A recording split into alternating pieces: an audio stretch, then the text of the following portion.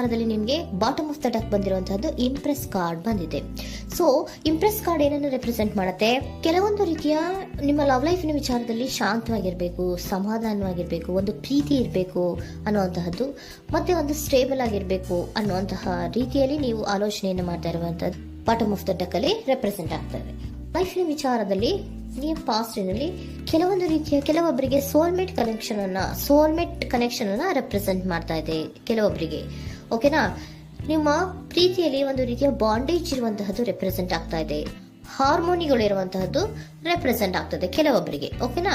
ಮತ್ತೆ ಕೆಲವೊಬ್ಬರಿಗೆ ನಿಮ್ಮ ಲವ್ ಲೈಫ್ನ ವಿಚಾರದಲ್ಲಿ ಥರ್ಡ್ ಪಾರ್ಟಿ ಸಿಚುಯೇಷನ್ ಅನ್ನ ರೆಪ್ರೆಸೆಂಟ್ ಆಗ್ತಾ ಇದೆ. ಓಕೆನಾ? ಥರ್ಡ್ ಪಾರ್ಟಿ ಸಿಚುಯೇಷನ್ಸ್ ಅನ್ನ ರೆಪ್ರೆಸೆಂಟ್ ಮಾಡ್ತದೆ ನಿಯರ್ ಪಾಸ್ಟಿನಲ್ಲಿ ನಿಮಗೆ.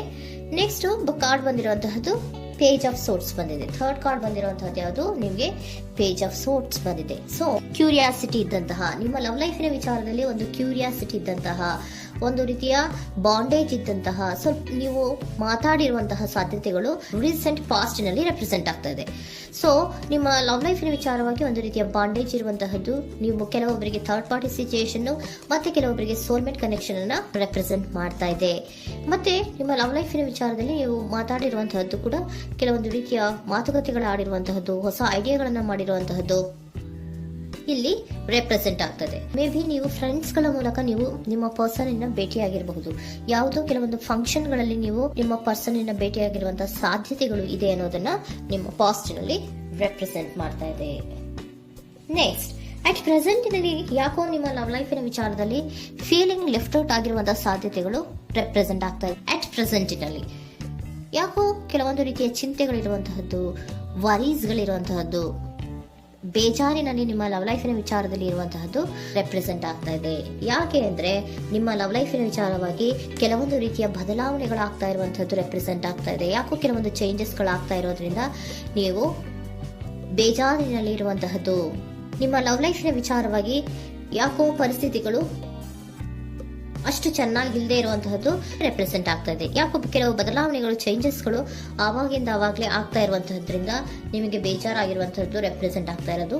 ಮತ್ತೆ ಥರ್ಡ್ ಕಾರ್ಡ್ ಬಂದಿರುವಂತಹದ್ದು ಕ್ವೀನ್ ಆಫ್ ವ್ಯಾಂಡ್ಸ್ ಬಂದಿದೆ. ಸೊ ಕ್ವೀನ್ ಆಫ್ ವ್ಯಾಂಡ್ಸ್ ಏನಕ್ಕೆ ನಿಮಗೆ ಪದೇ ಪದೇ ಚೇಂಜಸ್ಗಳಾಗ್ತಾ ಇದೆ? ಆ ಚೇಂಜಸ್ಗಳಿಂದ ಯಾಕೋ ಕೆಲವೊಂದು ರೀತಿಯ ವೇರಿಯೇಷನ್ಗಳು ಆಗ್ತಾನೆ ಇರೋದ್ರಿಂದ ನಿಮಗೆ ಬೇಜಾರಾಗ್ತಾ ಇದೆ.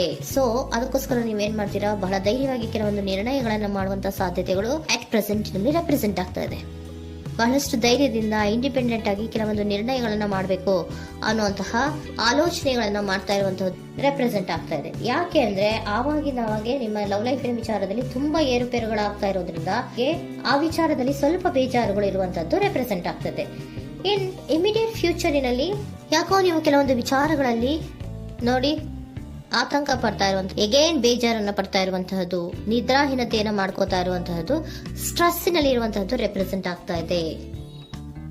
ಕೆಲವೊಂದು ನಿರ್ಣಯಗಳನ್ನು ತಗೊಳ್ಳುವಂತಹ ಸ್ಟ್ರೆಸ್ಗಳಲ್ಲಿ ಇರುವಂತಹದ್ದು ಕೆಲವೊಬ್ಬರಿಗೆ ಯಾಕೋ ಇಮಿಡಿಯೇಟ್ ಫ್ಯೂಚರ್ ನಲ್ಲಿ ಕೂಡ ರೆಪ್ರೆಸೆಂಟ್ ಆಗ್ತಾ ಇದೆ. ಆದ್ರೆ ಫ್ಯೂಚರ್ ನಲ್ಲಿ ನೀವು ಏನ್ ಮಾಡ್ಬೇಕಾಗಿತ್ತು? ಸೊ ಕ್ವಿಕ್ ಥಿಂಕಿಂಗ್ ಅನ್ನ ಮಾಡ್ಬೇಕಾಗಿತ್ತು. ಕೆಲವು ವಿಚಾರಗಳ ಬಗ್ಗೆ ನೀವು ಫೋಕಸ್ ಅನ್ನ ಮಾಡ್ಬೇಕಾಗಿತ್ತು. ಏನಾಗ್ತಾ ಇದೆ ನಮ್ಮ ಲವ್ ಲೈಫಿನ ವಿಚಾರದಲ್ಲಿ ಅನ್ನೋದನ್ನ ಫೋಕಸ್ ಅನ್ನ ಮಾಡಿದ್ರೆ ನಿಮ್ಮ ಲವ್ ಲೈಫಿನ ವಿಚಾರದಲ್ಲಿ ಕೆಲವೊಂದು ರೀತಿಯ ಫುಲ್ಫಿಲ್ಮೆಂಟ್ಗಳು, ಸಮಾಧಾನಗಳು, ಖುಷಿಗಳು ಇರುತ್ತೆ. ಯಾವಾಗ ನೀವು ಫೋಕಸ್ ಅನ್ನ ಮಾಡೋದಿಲ್ವೋ ಆಗ ನಿಮ್ಗೆ ಮತ್ತಷ್ಟು ಆತಂಕಗಳು, ಬೇಜಾರುಗಳು ಆಗುವಂತ ಸಾಧ್ಯತೆಗಳು ಇದೆ. ಇದು king of swords, nine of ಸೋರ್ಸಿನ ಕ್ಲಾರಿಫಿಕೇಶನ್ ಕಾರ್ಡ್ ಅಷ್ಟೇ. ಅಂದ್ರೆ ಏನು?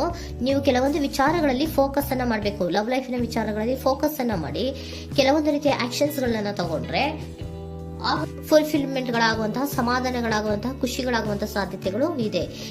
ಕರೆಕ್ಟ್ ಆಗಿ ಮಾತಾಡಬೇಕು. ಏನ್ ಮಾತಾಡಬೇಕು ನಿಮ್ಮ ಲವ್ ಲೈಫಿನ ವಿಚಾರವಾಗಿ ಕರೆಕ್ಟ್ ಆಗಿ ಮಾತಾಡಿ ಕೆಲವೊಂದು ರೀತಿಯ ಕ್ಲಿಯರ್ ಥಿಂಕಿಂಗ್ ಅನ್ನ ಮಾಡಿ ಕ್ವಿಕ್ ಆಕ್ಷನ್ಸ್ ಅನ್ನ ತಗೊಳ್ಳುವಂತಹದ್ದು ರೆಪ್ರೆಸೆಂಟ್ ಆಗ್ತಾ ಇದೆ. ಓಕೆನಾ? ಇದಿಷ್ಟು ನಿಮ್ಮ ಕಾರ್ಡ್ಸ್ ನ ರೀಡಿಂಗು. ನೆಕ್ಸ್ಟ್, ಏಂಜಲ್ ಗೈಡೆನ್ಸ್ ನಿಮ್ಗೆ ಏನ್ ಹೇಳ್ತಾ ಇದ್ದಾರೆ ಅನ್ನೋದನ್ನ ನೋಡೋಣ. ನಿಮ್ಮ ಲವ್ ಲೈಫಿನ ವಿಚಾರವಾಗಿ ಏಂಜಲ್ ಗೈಡೆನ್ಸ್ ಏನ್ ಕೊಡ್ತಾ ಇದ್ದಾರೆ? ವೇಟ್ ಅಂತ ಹೇಳ್ತಾ ಇದ್ದಾರೆ. ಸ್ವಲ್ಪ ತಾಳ್ಮೆಯಿಂದ ಇರೋ. ಅವಸರದಲ್ಲಿ ಯಾವ ನಿರ್ಧಾರವನ್ನ ಕೂಡ ಮಾಡಬೇಡ ಅನ್ನೋದನ್ನ ಏಂಜಲ್ ಗೈಡೆನ್ಸ್ ಕೊಡ್ತಾ ಇದ್ದಾರೆ. It's up to you. ಇದು ಎಲ್ಲ ನಿನಗೆ ಬಿಟ್ಟಿರುವಂತಹದ್ದು. ಬೇಗ ಬೇಗ ಕೆಲವೊಂದು ನಿರ್ಧಾರಗಳನ್ನ ಕ್ವಿಕ್ ಥಿಂಕಿಂಗ್ ಅನ್ನ ಮಾಡಿದ್ರು ಕರೆಕ್ಟ್ ಆಗಿ ಕ್ಲಿಯರ್ ಥಿಂಕಿಂಗ್ ಅನ್ನ ಮಾಡಬೇಕು. ಸೊ ಕ್ಲಿಯರ್ ಥಿಂಕಿಂಗ್ ಅನ್ನ ಮಾಡೋದಕ್ಕೆ ಲವ್ ಲೈಫ್ ನ ವಿಚಾರವಾಗಿ ಸ್ವಲ್ಪ ಟೈಮು ಬೇಕಾಗುತ್ತೆ. ಅದಕ್ಕೋಸ್ಕರನೇ ಏಂಜಲ್ ಗೈಡೆನ್ಸ್ ನಿಮ್ಗೆ ಏನ್ ಕೊಡ್ತಾ ಇದಾರೆ, ಸ್ವಲ್ಪ ವೇಟ್ ಮಾಡಿ, ಇಟ್ಸ್ ಅಪ್ ಟು ಯು, ಇದು ನಿಮ್ಗೆ ಬಿಟ್ಟಿರುವಂತಹದ್ದು. ಪರ್ಫೆಕ್ಟ್ ಟೈಮಿಂಗ್, ಕೆಲವೊಂದು ವಿಚಾರಗಳಿಗೆ ಪರ್ಫೆಕ್ಟ್ ಟೈಮಿಂಗ್ ಅನ್ನೋದು ಅಥವಾ ಡಿವೈನ್ ಟೈಮಿಂಗ್ ಅನ್ನೋದು ಬರಬೇಕು. ಆಗ ಕೆಲವೊಂದು ನಿರ್ಣಯಗಳನ್ನ ಮಾಡಬಹುದು.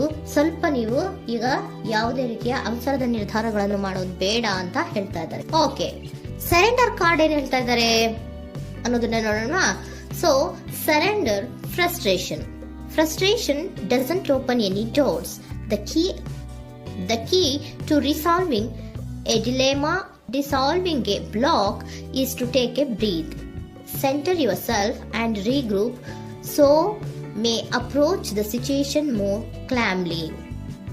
ಫ್ರಸ್ಟ್ರೇಷನ್, ಹತಾಶೆ ಅನ್ನೋದು ಮಾಡ್ಕೋಬೇಡಿ. ಹತಾಶೆ ಮಾಡ್ಕೊಳ್ಳೋದ್ರಿಂದ ನಿಮ್ಗೆ ಯಾವುದೇ ರೀತಿಯ ಹೊಸ ಐಡಿಯಾಗಳು ಬರಲ್ಲ, ಹೊಸ ಥಿಂಕಿಂಗ್ಗಳು ಬರಲ್ಲ, ಕ್ಲಿಯರ್ ಥಿಂಕಿಂಗ್ ಅನ್ನ ಮಾಡಕ್ಕೆ ಸಾಧ್ಯ ಆಗಲ್ಲ. ಸೊ ಅದಕ್ಕೆ ನೀವೇನ್ ಮಾಡ್ಬೇಕು, ಫ್ರಸ್ಟ್ರೇಷನ್ ಅನ್ನ ಬಿಟ್ಬಿಟ್ರೆ ನೀವು ಸಮಾಧಾನವಾಗಿ ಯೋಚನೆ ಮಾಡಿ ಕೆಲವೊಂದು ನಿರ್ಧಾರಗಳನ್ನ ಮಾಡಿ ಅನ್ನೋದನ್ನ ಸರೆಂಡರ್ ಕಾರ್ಡ್ ಕೂಡ ನಿಮ್ಗೆ ಹೇಳ್ತಾ ಇದ್ದಾರೆ. ಸೊ ನಿಮ್ಮ ಲವ್ ಲೈಫಿನ ವಿಚಾರದಲ್ಲಿ ಈಗ ಸ್ವಲ್ಪ ನಿಮ್ಗೆ ಬೇಜಾರುಗಳಿರುವಂತಹದ್ದು, ಕೆಲವೊಂದು ಬದಲಾವಣೆಗಳು, ವೇರಿಯೇಷನ್ಗಳು ಆಗ್ತಾ ಇರುವಂತಹದ್ದು ರೆಪ್ರೆಸೆಂಟ್ ಆಗ್ತಾ ಇದೆ. ಸೊ ನಿಮ್ಮ ಲವ್ ಲೈಫಿನ ವಿಚಾರಕ್ಕೆ ಫ್ಯೂಚರಿನಲ್ಲಿ ಕೆಲವೊಂದು ಆಕ್ಷನ್ಸ್ ಅನ್ನ ತಗೋಬೇಕಾದ್ರೆ ಸ್ವಲ್ಪ ವೇಟ್ ಮಾಡಬೇಕು, ಕ್ಲಿಯರ್ ಆಗಿ ಥಿಂಕ್ ಮಾಡಬೇಕು, ಅದರಲ್ಲಿ ಆಕ್ಷನ್ಸ್ ಅನ್ನ ತಗೋಬೇಕು ಅನ್ನೋದನ್ನ ಹೇಳ್ತಾ ಇದ್ದಾರೆ. ಓಕೆನಾ?